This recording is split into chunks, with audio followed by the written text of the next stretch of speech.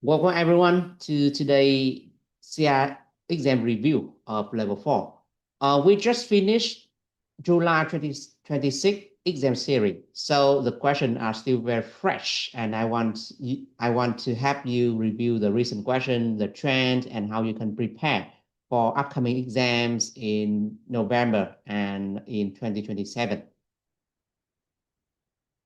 Before I start, I would like to have a sub-note about how you can improve your answer. First, as you know, in level 4 and in level 5 and even in level 6, the CI exam now may have scenario-based question. The problem is scenario can be very long and could be a distraction for many students. Therefore, a good strategy here is to focus on the question first and then the scenario second.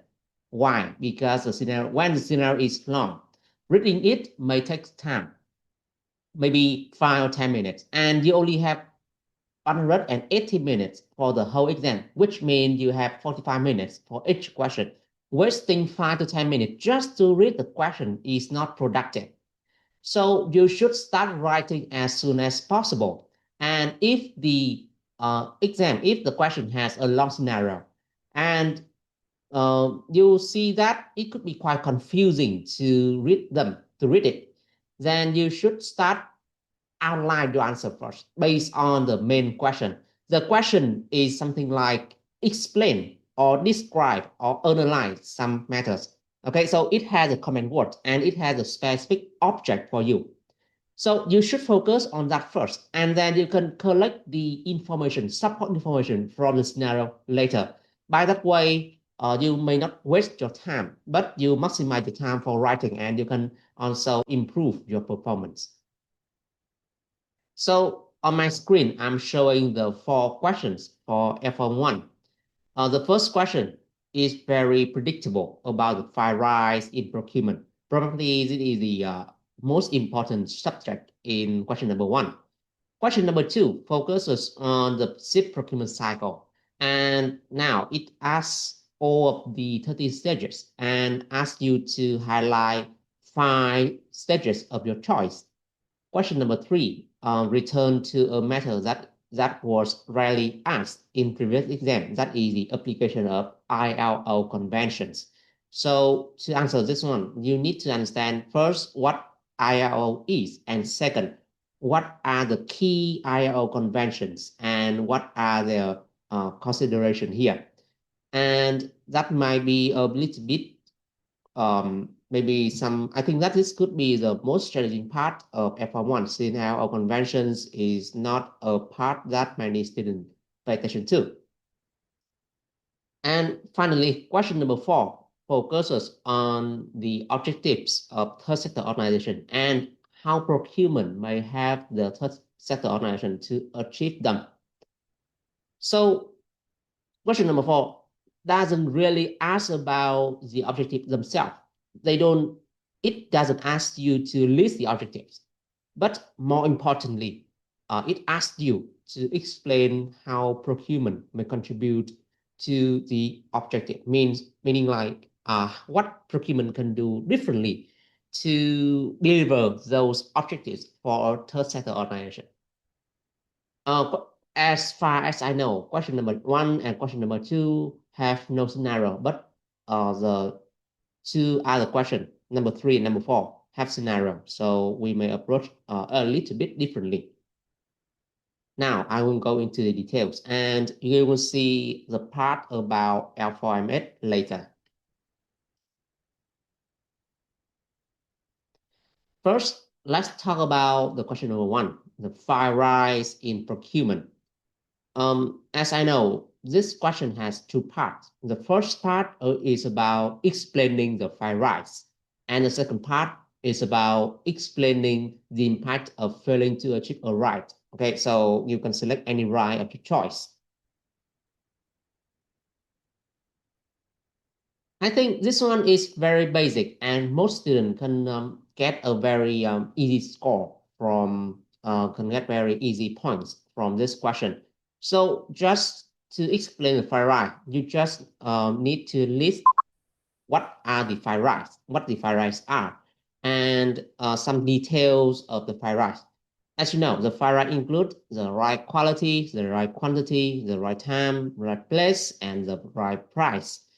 And to explain each right, you may explain a little bit about what it means by achieving a right, meaning like right quality is to achieve the fitness for purpose or to get a fit for purpose product, or getting the right quantity is purchasing the products or services at the right quantity, at the right number, and not excess or not in shortage. Okay, that is so on.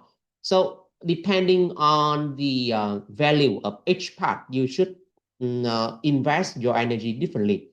Normally, in my experience, then the second part often has higher value, like about 16 points compared to the first part of just 9 points. But for this question, I don't know. Maybe the first part has more value. So depending on the value of the question,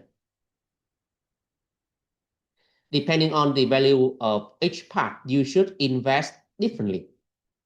Um, I won't allow any recording now because I already have the recording and I will share that later. So I will turn off that permission.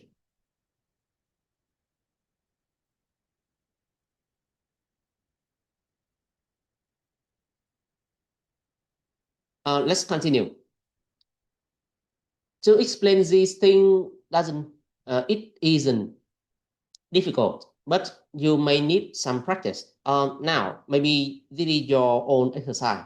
You can write the file right, try to explain everything regarding the file right, about the definition of each right, the benefits of each right.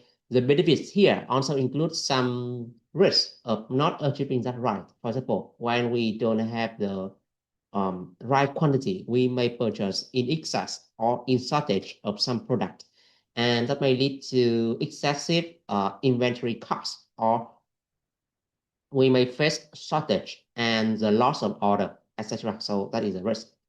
And finally, you can explain a little bit about how to achieve each right. For example, for the right price, then we need to do whole life cost analysis, and then we can do the competitive tendering negotiation to achieve the right price, to get the best price as you can from the supplier. For the second part, it is also quite simple. Just to explain about the costs and the risk when a right is not achieved.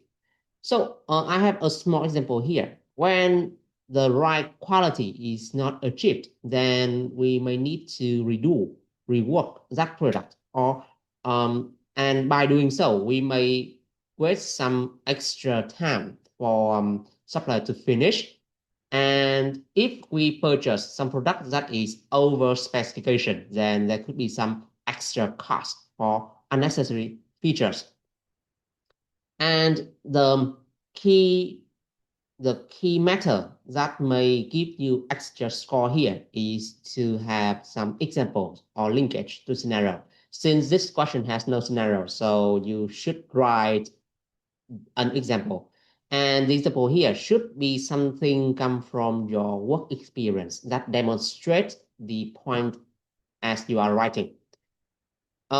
Here, as I provide example about the right quality, maybe you should, or maybe I also should provide an example how I can expand the method of right quality. So, for example, when I want to purchase a piece of software, right? Then I define too many features of that software. For example, I want an ERP system, but I also want it has the ability to integrate some extra feature, like, all right, like the ability to host email directly, or ability to host a website directly. So for each extra feature, I need to pay some extra cost. And those features are not as good as some dedicated website or dedicated email client. So I need to pay more, but what I receive is of less quality than independent software. So that is not an example of right quality, but a failure to achieve a right quality in procurement. Okay, so that is the way you can write example. And if you have the example, then you may get a very high band, like getting about 60% for this question.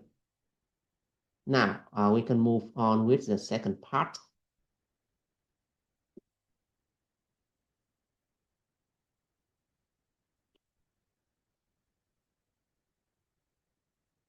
The second question focuses exclusively on ship procurement cycle.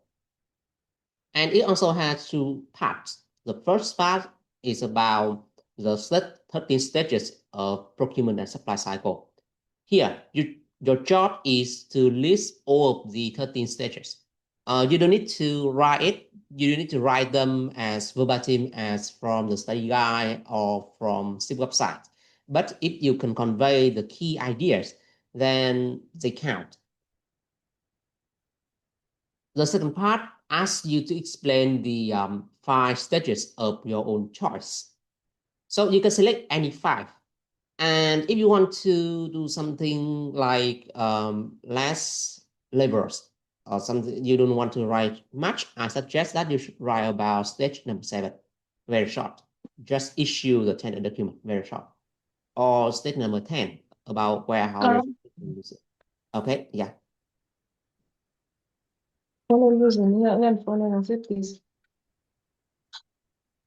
Yes, Punza, is there anything? So I made a mistake, sorry. Yeah. Daniel, sorry.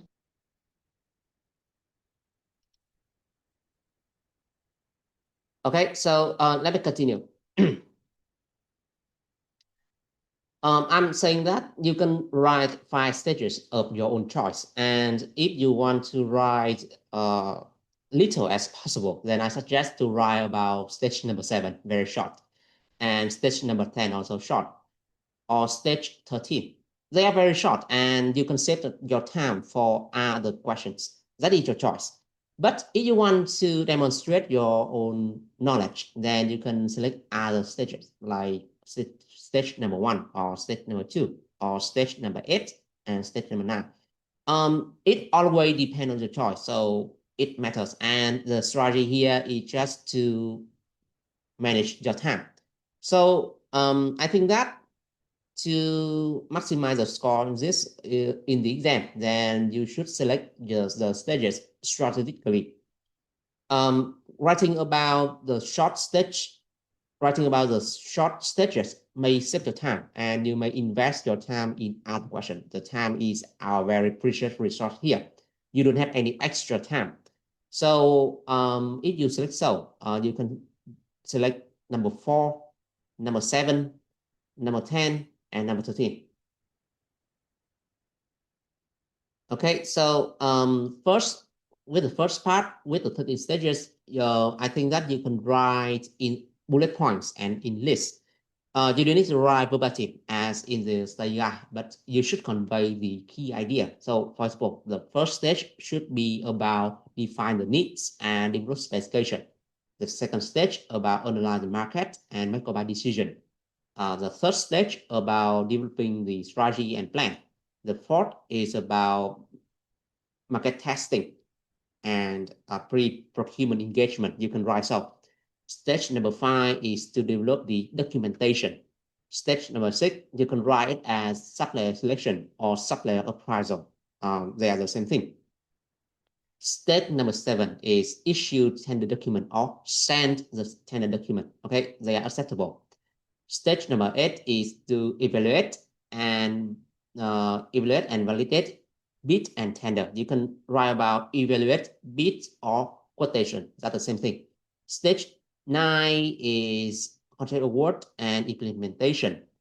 Stage 10 is to receive, manage the warehouse and logistics. Okay, something that maybe not in the same as in the study guide. Stage 11 is contract performance or contract performance measurement, right? Stage 12 is supplier relationship management, and stage 13 is asset management. All right, so by just listing, then you can get very easy score. For the second part, then you should describe the 5 stages in details, and this is my outline. For example, I select stage number 1, stage number 5, and stage number 10. So I structure my own answer in 2 main points. First, the purpose of that stage, and second, about the activities that procurement should do at that stage. So at the first stage, then the purpose here is to produce a detailed specification for supplier, or to support supplier selection, or to support the procurement. At this stage, then procurement receive the requisition and communicate with the end user, maybe challenging the demand to improve the specification. The specification can also be improved by using standardization, by using the catalog, value analysis, value engineering, or early supply involvement, etc. At stage number 5, the purpose here is to prepare the necessary documents for upcoming contract.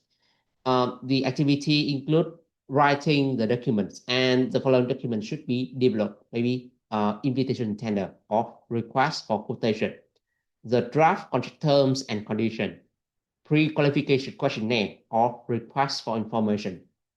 We also need to finish the specification. Other contract schedules may be developed as well, like KPI, SOA, or performance management framework, and other documents as required. At stage number 10, the purpose is to safely receive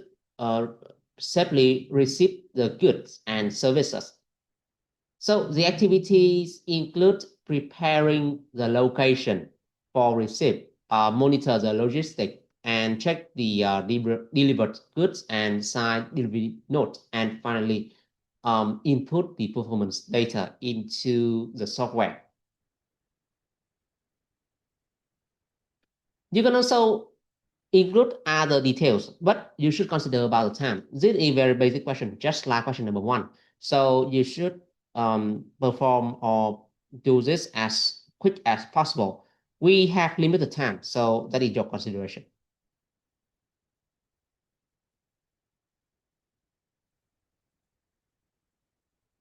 Now we are going to more challenging part of the exam.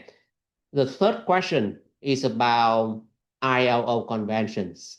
And just like the first 2 questions, it has 2 parts. First, explain what ILO is.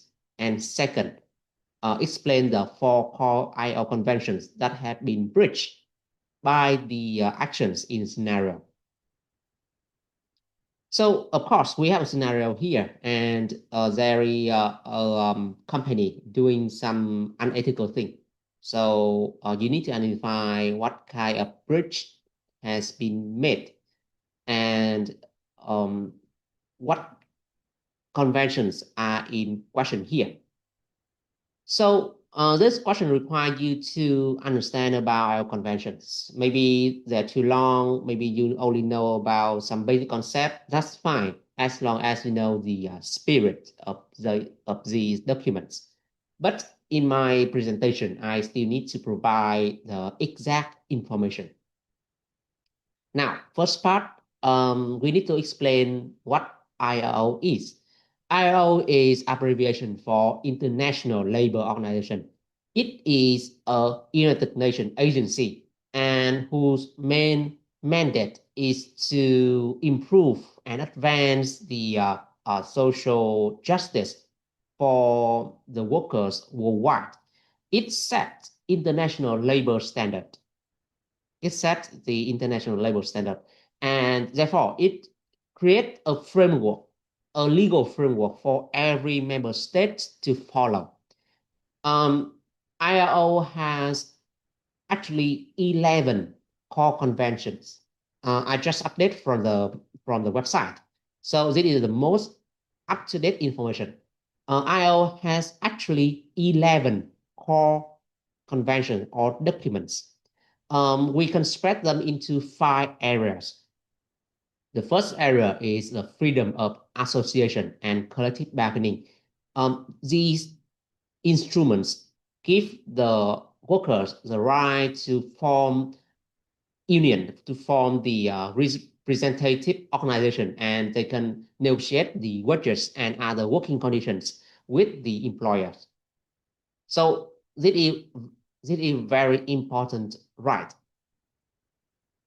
There are two conventions on this area. First is the freedom of association, and second is a convention on the right to organize and collective bargaining.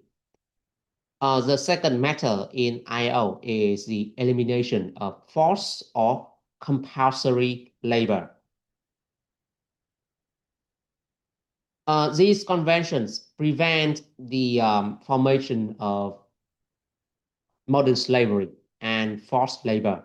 So there are also two conventions and a protocol. The first convention is the Forced Labor Convention, and it has some related protocol, and this protocol is also counted as a core convention in ILO standard. The second convention is the abolition of forced labor. The third area of ILO is abolition of child labor. They prevent the formation and the exploitation of children in labor. There are two conventions. First, establish the minimum age for working population, and second, prevent the worst form of child labor.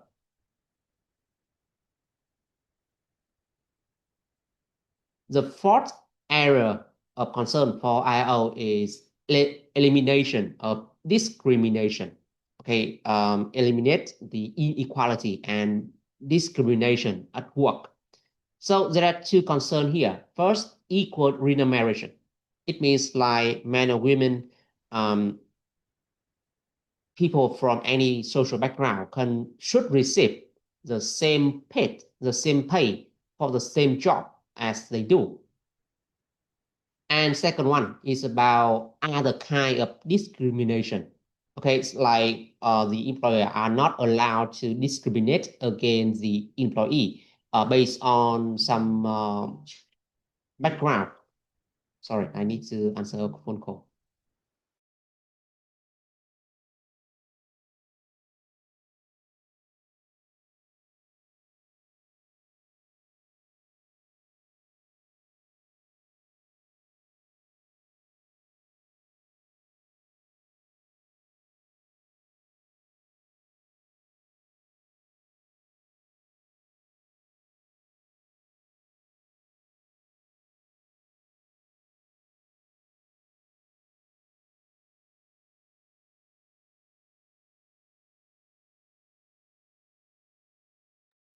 Okay, sorry.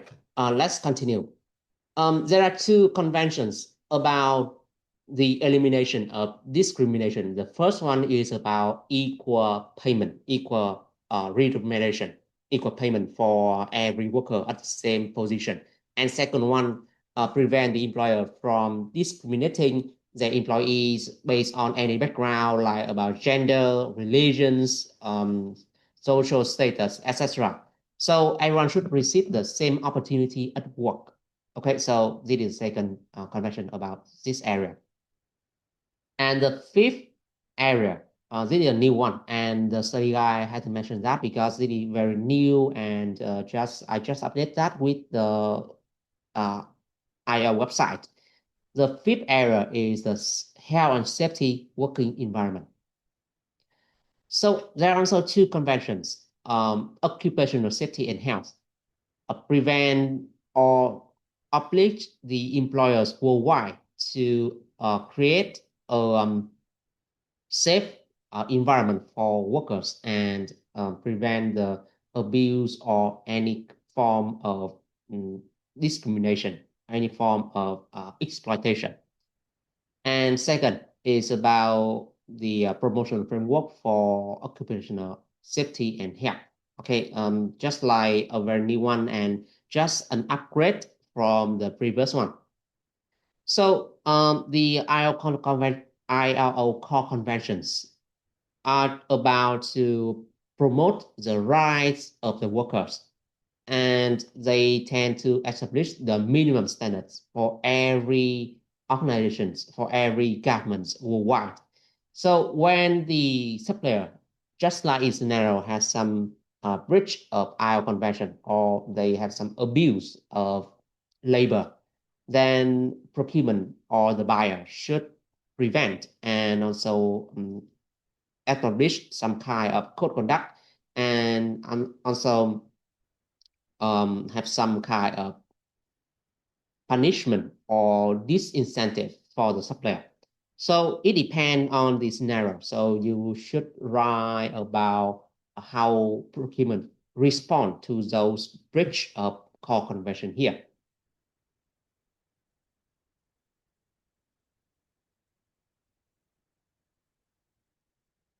The final question also has a scenario, and the question is examine the 5 ways in which procurement can help that organization to achieve its objectives.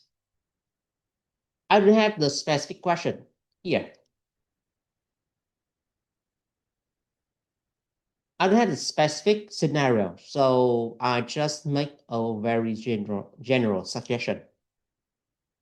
This is a question for about non-for-profit organization. So I can rely on the study guide content on their objective. The objective may include attracting the donation for charity or deliver the social impact or raise the awareness. Or maybe if the organization is membership based, then is to provide the member services. And the main part of the question doesn't ask about these objectives, but about what procurement can do, the specific procurement actions that may help the organization to achieve their objectives. So you need to write the specific actions. Here, I may give a few ways. I may suggest a few ways. First, like to align the procurement with the organization objective, then we should purchase the goods or service with ESG. So you can rely on the procurement cycle, like include the ESG considerations in the specification, or select the suppliers with ESG certification and include some contract terms for ESG consideration, like we can terminate the contract if we find the supplier breaches any ESG commitment or require the supplier to commit or to have the code conduct. The second option, the second action may be improve the supply chain performance through competitive tendering, contract performance management, or through partnership. By improving the performance, then we can improve the efficiency. And efficiency is a thing that may attract donation and deliver the long-lasting social impact.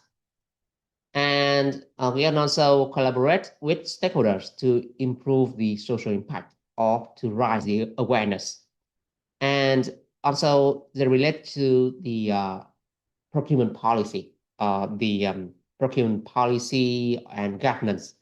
We need to establish or adopt the strong policies like about the code conduct requiring both the buyer and the supplier to comply with the code conduct and promote the ESG standards throughout supply chain. Or we can adopt some form of code of ethics and prevent conflict of interest and also having a clear policy about donation. So depends on the specific question. You can also suggest other actions as well. This one relies on the scenario. Okay, so that is the end of L4M1. Now we shall have a short break before we continue with L4M8.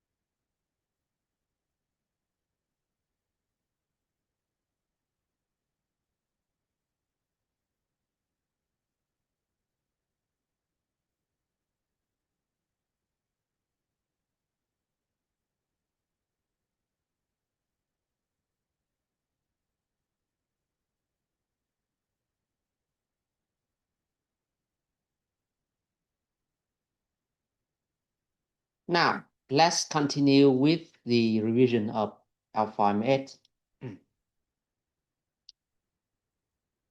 I think that L4M8 this time is somewhat more challenging than L4M1. All four questions have scenario, and this should be noted in your guide, in your study. L4M8 has a title of procurement and supply in practice. It means like you need to apply procurement and supply theories in different scenario, in different circumstances. So you should expect that L4M8 exam always have scenario.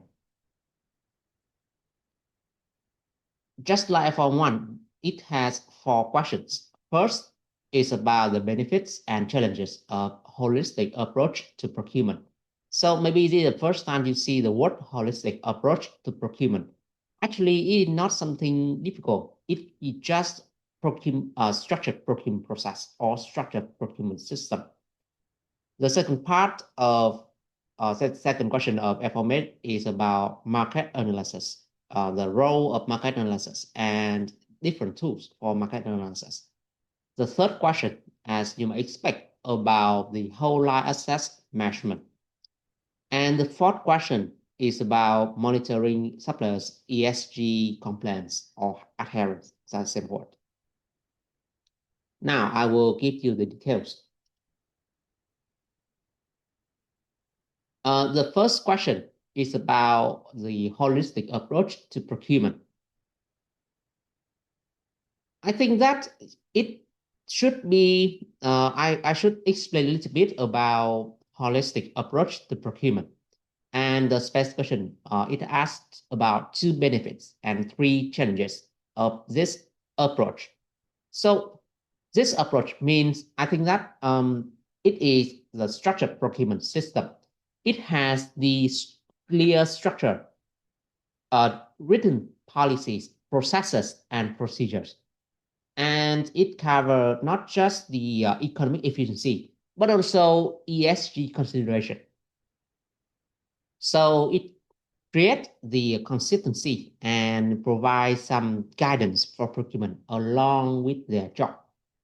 So with such system, then procurement may receive some benefits, like about consistency in the way we treat the suppliers. And we may apply the principle of continuous improvement to improve the performance over time. The organization may enjoy better control and governance, less risk of bribery, corruption, and fraud. It also enables audit trail and accountability, and it may support the training for junior procurement professionals.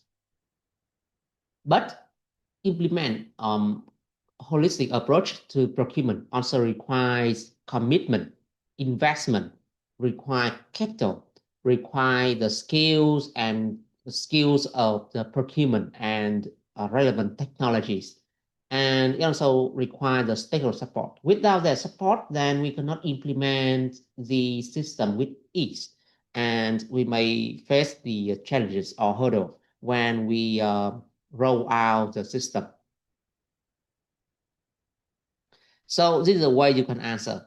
And remember that the question has scenario, so you should link your answer to the scenario.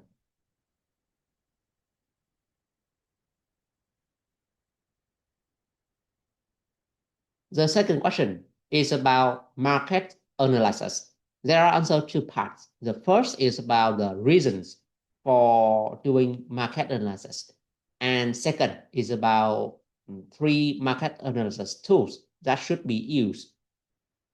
For this question, then you should first explain about market analysis and its benefits. The reasons for market analysis are just another expression for the benefits of market analysis.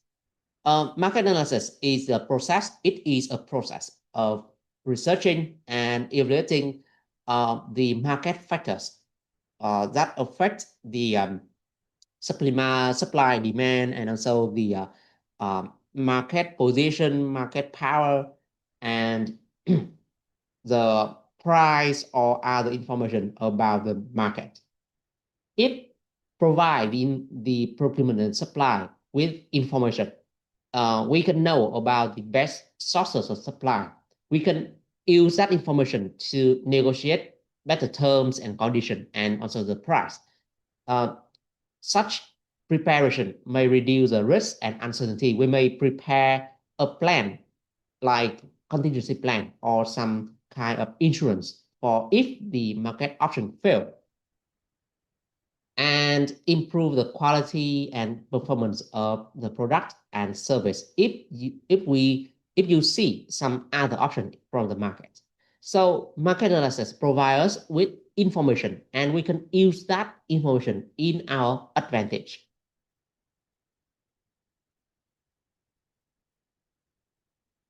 For the tools, then you can describe any given tree, but the only consideration here is to consider about the time.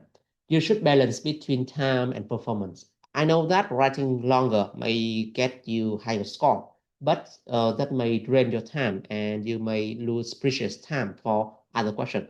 So select your tools effectively and avoid to over describe the matter.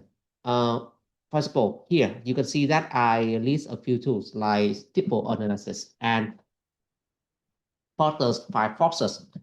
They tend to be very long model. They tend to be very informative model. And if you try to describe them in details, then you may lose considerable time. So on my screen, due to lack of space, I only just write some basic introduction.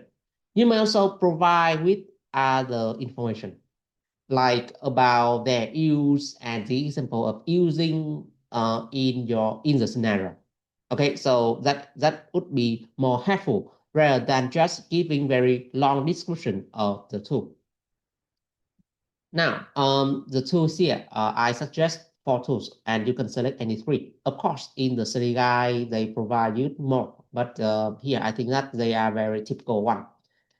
You can use the SWOT analysis, that is to analyze the strength, weakness, opportunities, and threats. You can use the stipple analysis to analyze the macro factors like social, technological, economic, environment, political, legal, and ethical factors.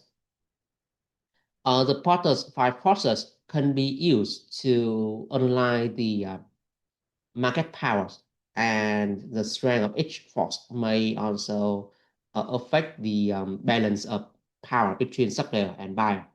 And we may estimate the profitability, average profitability of the industry, and we can expect how to negotiate with the supplier.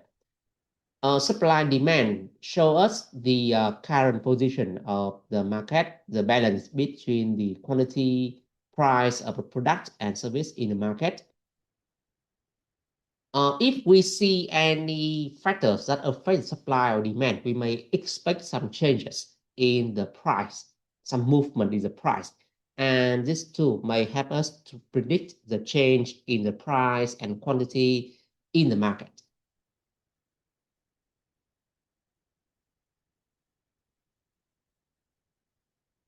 Now, let's move on to question number 3. This question is very typical for L4M8 exam. The question number 3 is almost always asked about whole life asset management or whole life cost. We still have a scenario here, and the question is to describe the elements of whole life asset management for a bottling machine. So the first thing here I want to note is that you should distinguish between whole life cost and whole life asset management. The names here are different, so they are indicating different things. The whole life cost is about the expenses, about the financial costs of the assets along its life cycle. But whole life asset management is an action, and it is actually an action, or more specifically, it is a process to manage the assets. So whole life asset management is about different stages. You can call it elements, that's fine. But the process always has the stage. So I call them the stages. A process always has stages. So these elements are the stages of an access along its life cycle. The answer here may be a little bit overlap between two things, but you should redirect your own energy toward the right thing. If the question asks you about the whole life cost, then you should explain about different expenses. But if the question asks you about the whole life asset management, then you should answer about different stages of the process. In study guide, they suggest 8 elements of whole life asset management.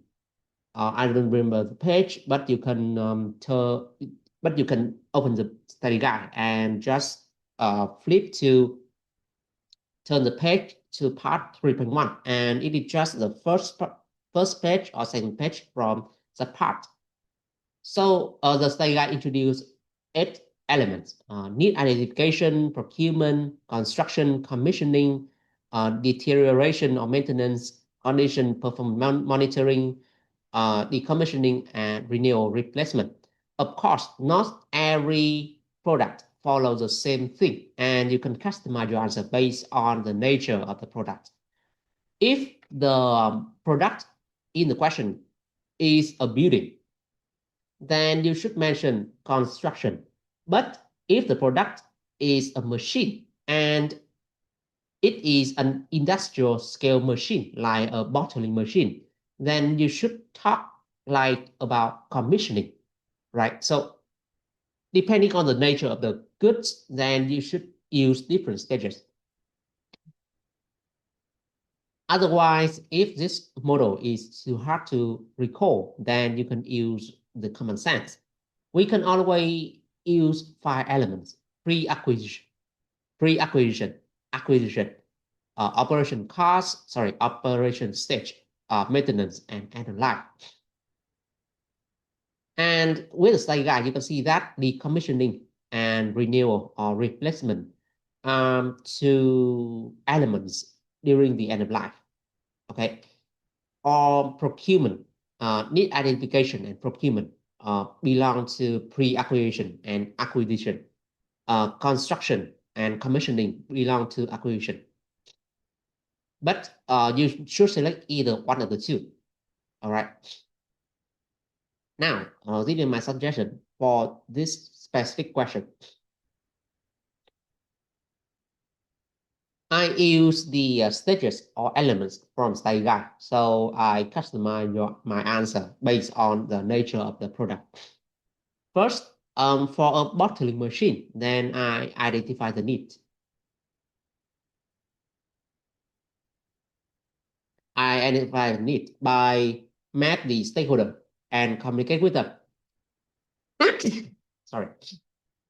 And then my procurement team may draft and improve the specification, do the market research, take some quotation or estimate, and prepare the budget or plan for budget allocation.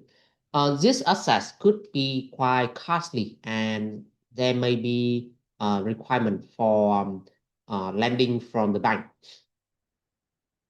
So we need to work with that as well, prepare the documents and prepare for the documents for lending from the bank. The second stage is about procurement. Procurement means to go through the procurement process. We need to identify we need to establish a plan for procurement. We need to identify the suppliers. We need to appraise them. We need to organize the tendering process and negotiate the contract. So all of these actions belong to procurement. And then this is a piece of machinery. So I use commissioning rather than construction. So commissioning here means prepare location for installing that machinery. And then we have the supplier to install them, to deliver them. And then we may test whether the machine works as intended. and accept them. And finally, the machine may be too complex for a normal person to use. So there could be some training for usage and regular training for servicing or so on. The next part is maintenance, or you can write deterioration, just like this one. But I prefer to use maintenance. It shows the proactiveness in managing the assets. Maintenance means we need to make some schedule of preventative maintenance. We need to arrange and purchase and manage the spare part in case of tear and wear and replacement of spare parts. And we also need to monitor the conditions of the machine. And when it breaks down unexpectedly, then we need to call for corrective maintenance and also account for the lost time, the downtime.